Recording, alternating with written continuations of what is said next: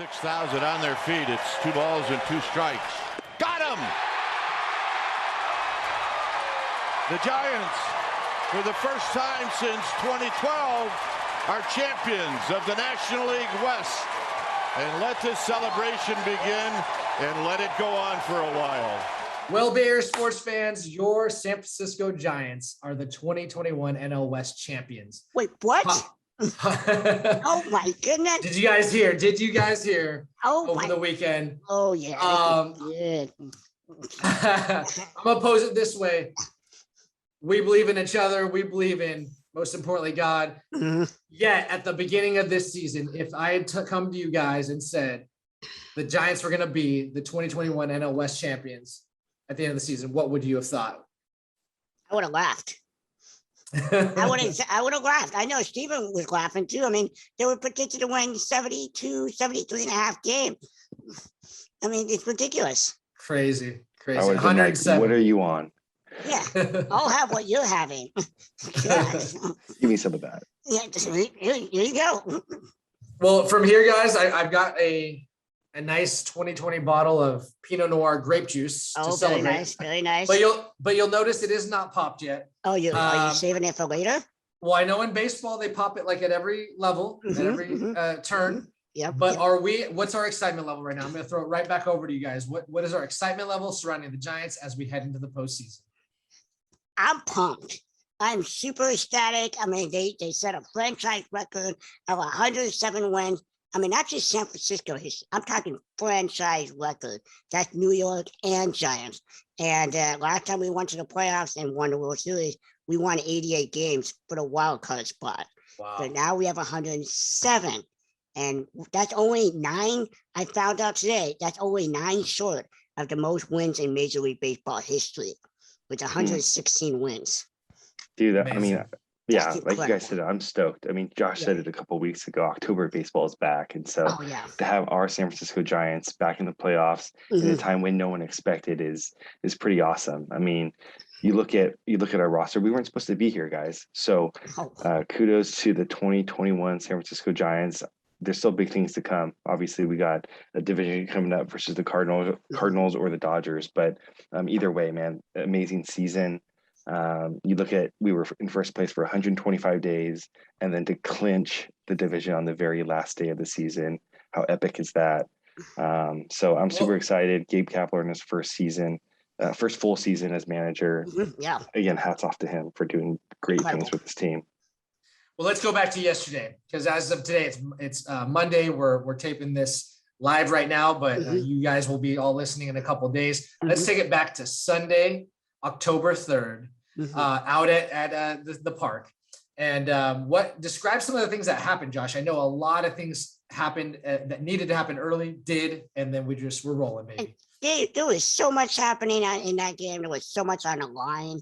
I mean, the Dodgers had won on Saturday, and we lost on Saturday. So we had to win it, take care of our own business.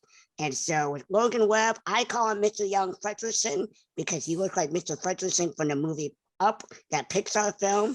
And that's what I always call Mr. Fredrickson. He's got the same chin. He's got that same, thank you. And he's got the same chin. But anyways, I was like, okay, we got a young ace going to win the game for us. That's the most important game of the season. With the Padres, the top of their lineup is very, very strong. I forget the leadoff hitter's name, but then you got Tatis Jr. and Manny Machado. And he struck them out, all 3 out, struck out the side. And just started on fire. Started on fire for sure. To the importance, I mean, for this particular pitcher, Logan Webb, Kurt Kuip had said in the pregame, the pregame announcers and the game announcers said that Logan Webb had gotten rattled last game in the first inning. So it's super important that he got off to a good start. Sure enough, he does. He mows him down. But he didn't stop there, Mr. Webb. What happened just a couple innings later? I mean, he was rolling. And not only was he rolling on the mound, he was also rolling in the batter's box. The first hit, his first at bat, I believe he got a single to left center field. But an important one, because just to set up the context, it was 1 out. Usually the pitcher comes out, it would be 2 outs. Right. So instead of 2 outs, innings basically over, passing it to the leadoff man, he got on, and then I believe they got it over to a pass ball, got him over to second.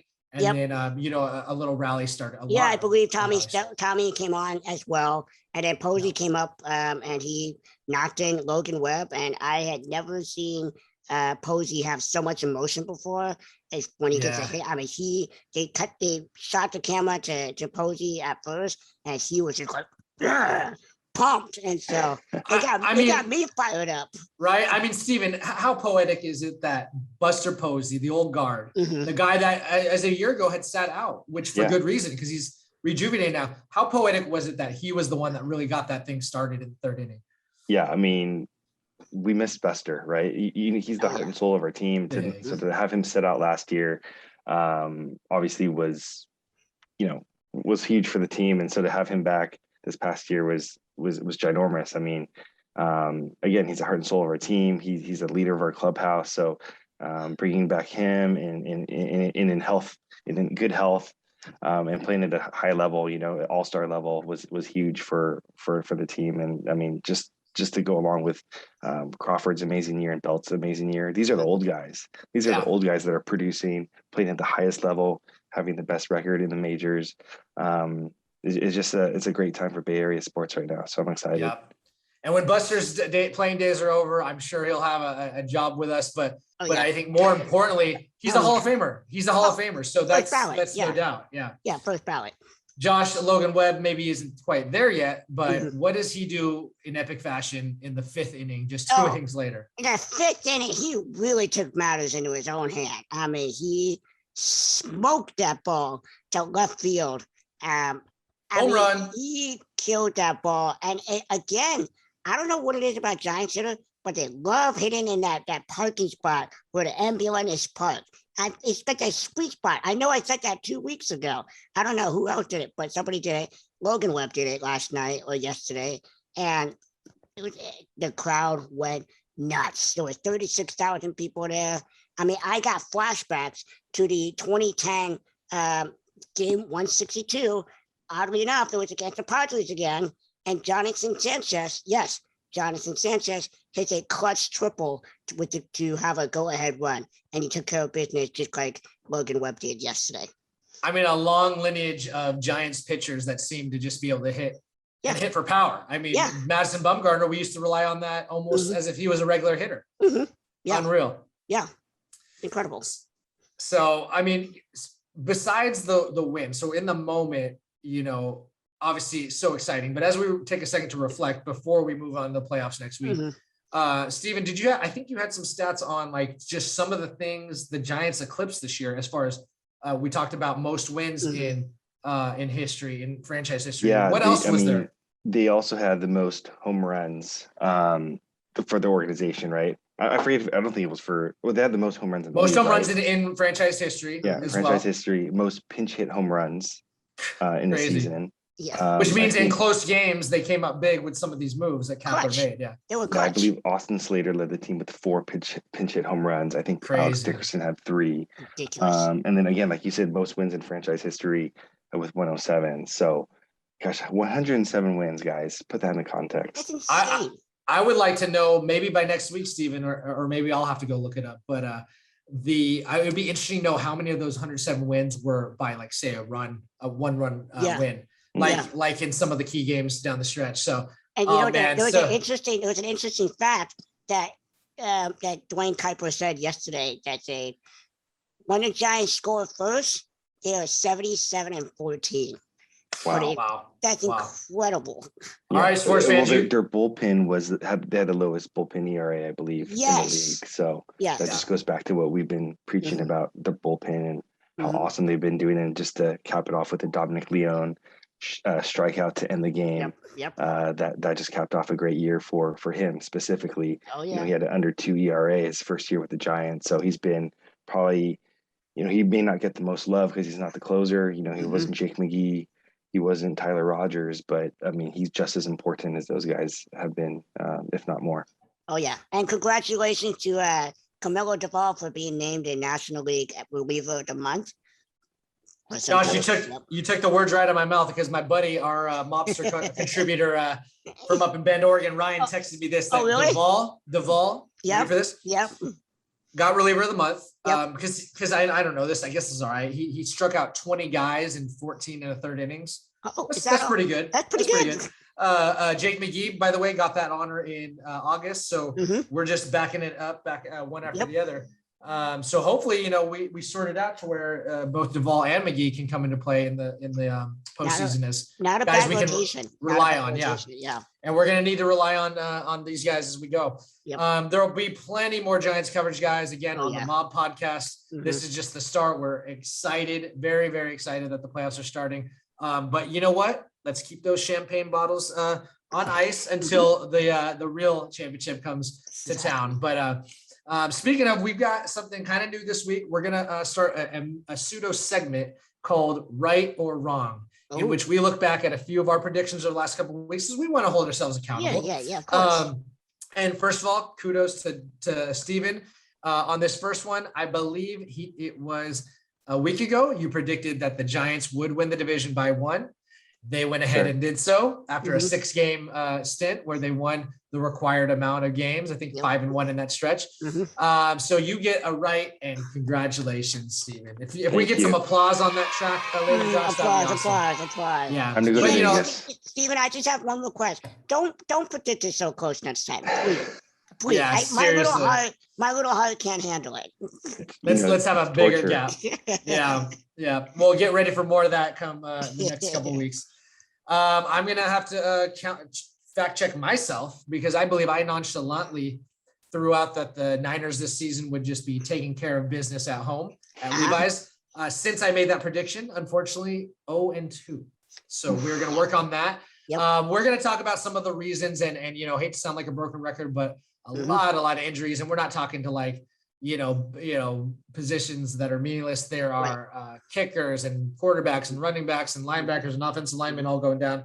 But we, for our non-Niner fans that might be listening, let's keep it objective, and we'll get there. It just really leads right into the Niners and Seahawks. I see you guys have thrown up the new backgrounds. Thank you very much. I'm just going to pass the baton to you guys, and please, a little pick me up here. What happened with the Niners yesterday against the Seahawks? Steven, you want to take that one? Yeah, Jimmy G had an early pick, as you guys know. I think it was. What about first drive? First drive, though. Josh, why don't you kick it off the first drive? I'll take the first drive. The first drive. Yeah, the Niners were killing it in the first drive. As far as I believe we were on defense first. Is that right? We were on defense. We got to stop. Yeah, we got to stop. So we were just shutting them down, and that defensive line was just swallowing Russell Wilson. And he's a mobile quarterback, and we tend to struggle against mobile quarterbacks. And we were just kind of keeping him in check. And Bosa got an early sack. D4 got an early sack. Javon Kinlaw had a QB hit. So they were all over him.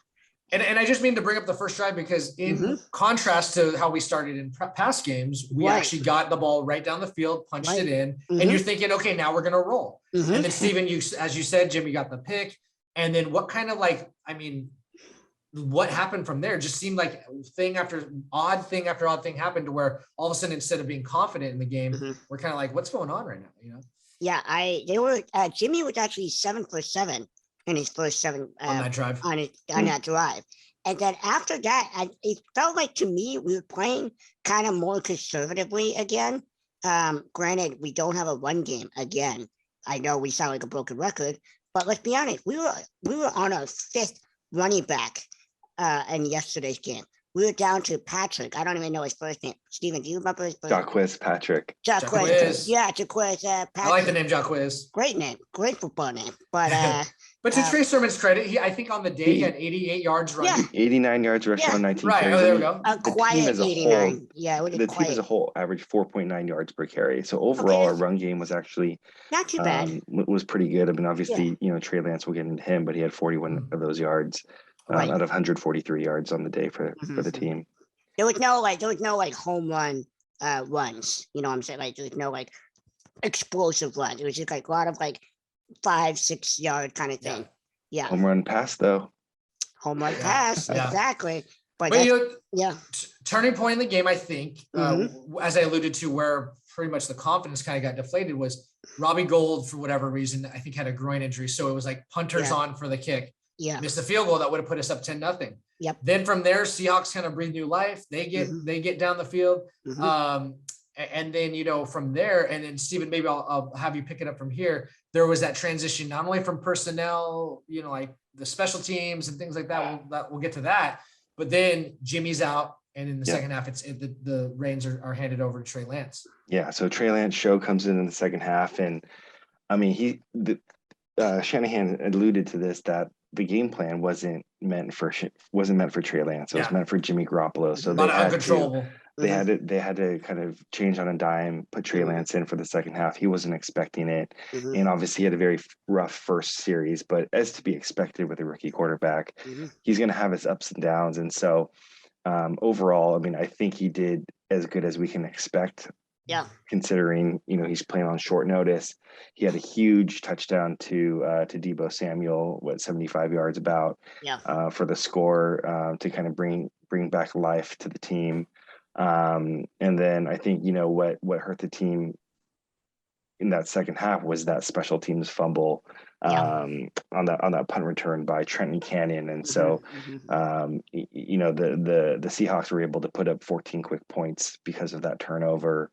And put us kind of in a deep hole. And then, you know, to rely on Trey Lance down 2 scores, you know, asking a lot against a Seattle defense, although they're not as, you know, they might not have the Legion of Boom we're used to, but they still got Bobby Wagner, and, you know, they obviously did pretty well against the Niners in general yesterday. I agree. I mean, you got to remember, this is like Trey Lance's first real game. Yeah. In basically 400 days. I mean, they only played one college football game just for him, so that scouts and professional teams can see him in January of 2020, I believe. And so they played one game, and that was it.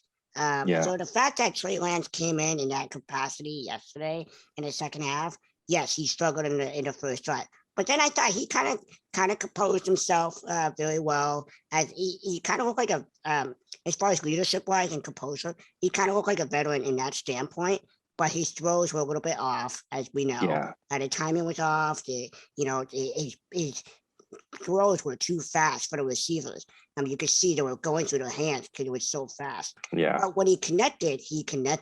And when the play was broken down, he gained some yards with his legs, and Jimmy can't do that. Yeah. So I mean, I think he brings some excitement. I mean, you know, in terms of the run game, he has 41 yards rushing yesterday, guys, and a lot of it was because the play broke down, or honestly, he got rushed quite a bit back there. I mean, I think the O-line kind of, you know, didn't help him out too much there. He got rushed a lot from that right side where McGlinchey's on. And so a lot of plays, Lance had to kind of scramble, and he was able to get some yards, obviously with his legs. So, I mean, he brings that dual threat that obviously will help, especially this next week if Jimmy G is still hurt with that calf injury and can't go. But you know, hopefully they know who's going to start, so that way Shanahan can develop a game plan based off of, you know, if Lance is going to be starting or not. And so you know, I think hopefully he's gonna continue to improve, guys. So I know we lost to Seattle. It was a tough loss, second home loss in a row last week to Green Bay, and now to Seattle. And so these are games obviously that we probably should have won, right? I mean, or at least needed to, kind of with these home games. But I'm excited for Lance. I mean, I don't think he's necessarily going to put up huge numbers, but I think he'll continue to improve, and our receivers just got to be ready for those fastballs. Yeah, I'm a little optimistic about Trey Lance from what I saw. I mean, he put up solid numbers. I mean, he had a QB rating of 117 out of 152. I don't know how the QB rating works, but I know if you're above 100 points, you're in good category. So that's what I saw. So I'm pretty stoked to see what happens. And Jimmy G, I looked up the injury report. It said bruised calf contusion. So they're gonna reevaluate on Wednesday, which is today for you guys. So we'll see how it goes. I'm pretty sure he's questionable as of right now. Not doubtful, questionable. But good to hear that it's something that could be, you know, worked on, massaged down. Maybe Maybe he's a big shot like Josh Berger, so he probably gets that professional massage done. Yeah, you know how it Get is. that out of there. Once a month, baby. Once a month. So that's good news. That is good to hear. It's not extended. And even if Lance has another game in him, like very valid point from you guys that the game plan wasn't for him this week. So Shanahan will have this week to prep, put in a lot more run plays for him, and he'll look much more comfortable, I'm sure. Yeah. And we got to take it a week at a time, because I think I caught myself yesterday with you guys as we look at what's the state of our offense and our defense and our special teams as we go into play a big, undefeated Arizona Cardinal team at their place. Yeah. So, I don't want to dwell on the things. I mean, I think we could have gotten into a little bit more on Cannon and you just can't do that, because that's something that's not expected. Your team is relying on you. But then again, I'll tell you this though, guys, full disclosure, I was watching this game with my little nephew, and he was able to talk some trash to me because of that play. I'm like, rightfully so. Because I could expect all the other things, and you got injuries, but then when you give up a play like that and basically give Russell Wilson led team 14 points in a matter of a minute, less than a minute. And he even pointed that out. He's like, how are you going to give that up in 56 seconds? So I was like, yes. And we almost had another turnover right after that on the kickoff return. If you guys remember that, Trenton Cannon, he was back there for the kickoff return, and he was going to he let the ball go, and it didn't even get to the end zone. It hit like the 1 yard line, bounced back. And so that was almost another blunder. And I got Kyle Williams vibes all over again. And you know what I'm talking about? The NFC championship game. Oh man. But guys, time out. I don't mean to, because I mean, let's be honest. At our jobs, if we have a little bloop, the next day there's not 3 guys going, hey, why did Brian, really close that graduation announcement deal? So I think we need to move on from those guys. Oh yes. Let's look at it really. Not to dwell too much on the injuries, but a quick injury roundup as we go to Arizona at Arizona. Trent Williams down. Okay, Garoppolo's down. Yep. I believe we saw who else go out. It'll have, the secondary. Secondary. Somebody in the secondary went out. But I will say the little bit unsung hero in that game was Dre Kirkpatrick. He had a couple of good stops, like, okay, he's still got something left in the tank. Yeah. He's got it. He's got it. Yeah, he looked pretty good. I mean, it was his first game. I mean, we've had him for a couple of weeks, but it was first game active. And so he looks solid. I think if Josh Norman can come back, both him and Kirkpatrick give the team veteran CBs to rely on. I mean, I think Diamador Lenore hasn't got much playing time lately. He did have a penalty on special teams, but just got to get these guys healthy. I feel like we're always saying that, but it's true. Yeah, that's true. And you know what? And you know what? One more thing, the fact that we only lost by a touchdown with all the injuries, I think that says kind of a lot about the Niners team as a whole. Yeah. Well, let's keep it on a micro focus right now, because we got that time it is. It's time to put in our picks. Are we winning at Arizona Cardinals next week? Kyler Murray led Arizona Cardinals. Josh, you look very ready to answer the question. Hit me with it. My heart says yes, we're gonna win, but my brain says no. It's just which is so injured. It's okay to say. It's okay to say. Steven, what you got? Yeah. Yeah, I mean, I'm sorry, Niner fans, but I got to go with Arizona. And I mean, Kyler Murray, the things he's doing, MVP, the things he does with his legs, the way we're playing, I gotta give the edge to Arizona. I'm going to go 35-24. That's respectable. Cardinals. Yeah. Unfortunately. All right, boys. What about the host here? What does he think? You guys know my rights as the unofficial host. Yes. To, in this case, quote Dave Chappelle and say, I plead the fifth. 1, 2, 3, 4, 5, fifth. Oh, isn't that convenient? Because we know what happened last time, Josh. What happened last time? Prediction. We thought we were going to just kill it at home. I know. So I was wrong, right? So I got to be measured. Baby Groot gives you the prediction of I am Groot. Yeah. Okay. All right. Enough of that. Moving along. We got only a couple minutes. So, Josh, hit me with your last words, please. Oh, my last words. Well, it is October baseball. We have been known to win the World Series on even years, 2010, 2012, 2014. We almost did it in 2016, but we got knocked out by the champion Chicago Cubs. It's 2021. Can we break that tradition of winning odd years? Stay tuned. Yes, we can. Yes, we can. Yes, we can. All right, Steven, what do you got for me, buddy? I just got to follow up with Josh in terms of the Giants. I mean, last words are amazing season. It's not over yet. We're going to continue to do good things in October. So keep on keeping on, Giants. Let's go. October baseball, NBA season coming up. It's that time of the year, guys. Oh, yeah. Giant torts have never felt so good. All right, boys, and I'm going to round it out like this. Got to catch, albeit preseason, but the first quarter of the Warriors preseason. And a guy that I wasn't expecting to both start as well as look really good was Jordan Poole. Now, you guys might call me a homer, but our Mobster of the Week contributor is none other than my beautiful wife, Angela. And she told me, she even texted to me, that Steve Kerr, per her sources, thinks that Jordan Poole has really progressed and is going to look great this year. He's going to contribute, especially while Clay is on the bench. And he, in this game, first quarter, 3 out of 5 threes, one of them from really deep, and then he made it, and one of them from kind of like really deep because of the shot clock. And so, but 3 of 5, and looks good. Michigan zone, they share schools. So so I mean, just something to be excited about. As well, mobsters that are all out there listening, we thank you for coming back for week 4. We know you're our core listeners, so we want you to continue to come on YouTube, and come back next week. For coming back next week, we're going to tell you in a little secret. Let you in a little secret. What's the secret? Josh, thank you for asking. There's going to be a bonus Mob podcast next week, so we're going to have a regular. Yes, Josh, I'm serious.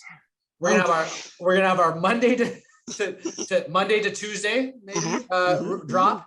And then midweek, we are going to be doing a Golden State Warriors season preview. I know you guys are sick of seeing my left chest, but come on. Man.